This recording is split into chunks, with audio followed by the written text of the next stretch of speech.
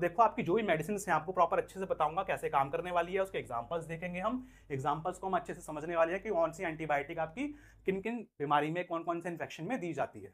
Hello everyone, welcome to paramedical विज्ञान students. आज हम पढ़ेंगे एंटीबायोटिक्स के बारे में। जितनी भी आपकी एंटीबायोटिक्स होती हैं सबकी सब आपको बताऊंगा आज के लेक्चर में।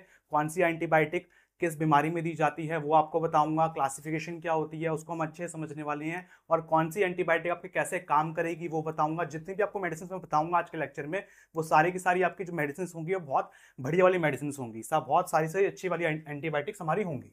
ठीक है, तो देखो एंटीबायोटिक्स का मतलब होता है क्या, सबसे पहले तो आप ये समझो। एंटी मतलब होता है क्या, अगेंस्ट यानी कि खिलाफ, और बायोस मतलब क्या होता है, बायोटिक से आया है, बायोस मतलब लाइफ, यानी किसी जीवन के खिलाफ काम करने वाली दवाइयां। ठीक है, इसमें क्या करते हैं हम, ये एंटीबायोटिक ऐसी चीजें होती हैं, ये केमिकल सब्सटेंसेस होते हैं जो कि यूज करे जाते हैं किल करने के लिए, या फिर किल करने के लिए यानी कि उस माइक्रो ऑर्गेनिज्म को मारने के लिए।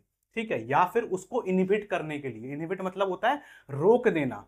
किसको रोक देंगे, उसकी ग्रोथ को रोक देंगे हम। ठीक है, जो भी बैक्टीरिया है या फिर कोई भी पैथोजन है जो कि हमको डिसीज कॉज कर रहा है उसकी हम ग्रोथ को रोक देंगे इस एंटीबायोटिक को देकर।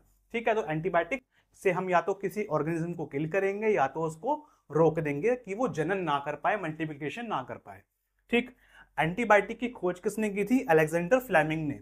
इन्होंने एंटीबायोटिक्स को डिस्कवर किया था, कब किया था, 1928 में। सबसे पहली एंटीबायोटिक कौन सी थी हमारी, फर्स्ट एंटीबायोटिक कौन सी थी, पेनिसिलिन। ठीक है, जो कि अपनी नेचुरल एंटीबायोटिक है। सबसे पहले ये डिस्कवर हुई थी 1928 में, अलेक्जेंडर फ्लेमिंग ने इसको डिस्कवर किया था। तो देखो आपका जो एंटीबायोटिक होती है वो दो तरीके से काम करती है, दोनों में से कोई भी काम कर सकती है। या तो वो बैक्टीरियोसाइडल एक्शन परफॉर्म कर सकती है, या फिर वो बैक्टीरियोस्टैटिक एक्शन परफॉर्म कर सकती है। बैक्टीरियोसाइडल मतलब किल कर देना, बैक्टीरिया को ये डिस्ट्रॉय कर देगा, किल कर देगा।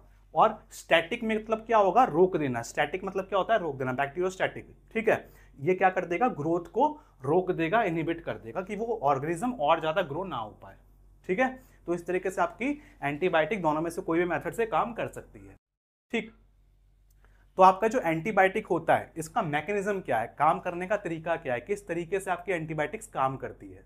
तो देखो इसका मैकेनिज्म के बेसिस पे ही हम किसी क्लासिफिकेशन देखने वाले हैं। तो मैकेनिज्म एक बार आप शॉर्ट में देख लो। तो मैकेनिज्म में क्या होता है, आपका जो एंटीबायोटिक है वो क्या कर सकती है, जो आपका बैक्टीरिया है उसकी सेल वॉल को इनहिबिट कर सकती है कि उसकी सेल वॉल को रोक दे, या फिर क्या कर सकती है, उसके प्रोटीन सिंथेसिस को इनहिबिट कर सकती है। ठीक, कि प्रोटीन ना बन पाए। या फिर जो सेल मेम्ब्रेन है, बैक्टीरिया का जो सेल मेम्ब्रेन होता है उसमें कुछ चेंजेस कर सकती है जिससे उसका स्ट्रक्चर खराब हो जाए बैक्टीरिया का जो बन रहा है नया। या फिर न्यूक्लिक एसिड के सिंथेसिस को रोक देगी। Nucleic acid